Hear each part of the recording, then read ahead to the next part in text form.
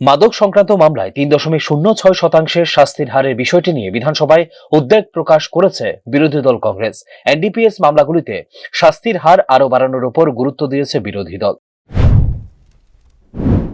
পুলিশের এরাই কি হোস্টেল হয়ে যাচ্ছে, মানে এই যে 3.06% এটা অত্যন্ত চিন্তা, কাউকে ছাড়া হবে না। আপনি very right, I appreciate your spirit, কিন্তু দ্য রেকর্ড শোজ 3.06 হাজার হার একটা সবচেয়ে মারাত্মক ক্রাইম, এই যে ড্রাগ, এটার বেলায় 3.06 it's a matter of great concern sir. কাজে এই যে তথ্য যে রিপোর্ট পাওয়া যায় না, তার জন্য 3.06% সাজা নেমে আসছে। I don't buy, the house doesn't buy this theory or this statement. মাননীয় অধ্যক্ষ মহোদয়, মাদক বাণিজ্যের ক্ষেত্রে জিরো টলারেন্স নীতি গ্রহণ করেছে রাজ্য সরকার। তবে কিছু কিছু ক্ষেত্রে সাক্ষীর অভাবে আদালত থেকে অভিযুক্তরা ছাড়া পেয়ে যায় বলে জানিয়েছেন মুখ্যমন্ত্রী ডাক্তার মানিক সাহা। তবে এই বিষয়টি প্রশাসনিকভাবে গুরুত্ব সহকারে দেখা হচ্ছে, সামাজিকভাবেও এই ক্ষেত্রে সহযোগিতা করতে হবে বলে প্রত্যুত্তরে জানিয়েছেন মুখ্যমন্ত্রী ডাক্তার মানিক সাহা। রায় বর্মন যে কথাটা বললেন, এটা সবারই কনসার্ন। এই মাদক দ্রব্য নিয়ে আমরাও বলছি জিরো টলারেন্স চেষ্টা চলছে এখানে। কিছুদিন আগে, এখন আমি এই যে একটা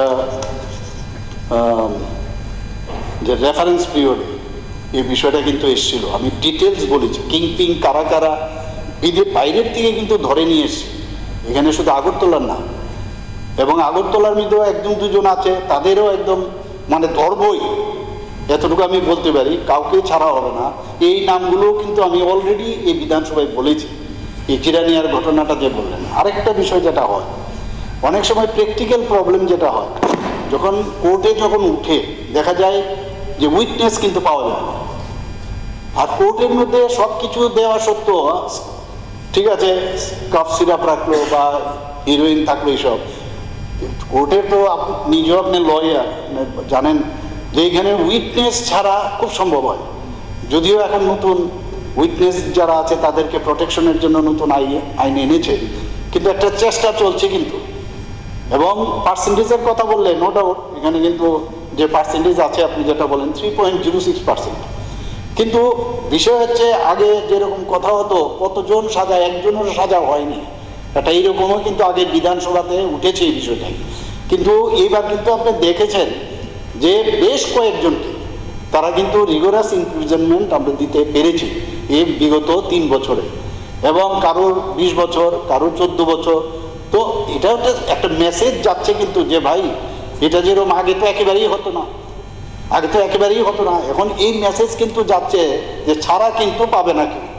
তো এটা একটা ট্রাই, কিন্তু যে সমস্যাটা পার্সেন্টেজটা বাড়ার যে বিষয়, এটা প্র্যাকটিক্যালি যেটা হয় মাননীয় অধ্যক্ষ মহোদয়, সেখানে হচ্ছে যে সাক্ষী দিতে চায় না, এখানে এই হচ্ছে সমস্যাটাই এই জায়গায়। তো আস্তে আস্তে করে পার্সেন্টেজ বাড়ানোর আমরা চেষ্টা চলছে, নতুন করে টাস্কফোর্স বানানো হচ্ছে। কিন্তু অনেক সময় খুন করলেও দেখি আমরা খুনি, তারপরেও দেখা যায় পার পেয়ে যায়, কারণ ওই সাক্ষী কেউ দিতে চায় না। তো এটা আমাদের একটা সামাজিক, আমি বলবো একটা সমস্যা, এটা নিয়ে আমাদের আরো বেশি আন্দোলন যেতে হবে। এটা আমরা নিশ্চয়ই এই বিষয়ে তো সবাইকে নিয়েই কিন্তু আমরা এই কাজটা করতে হবে।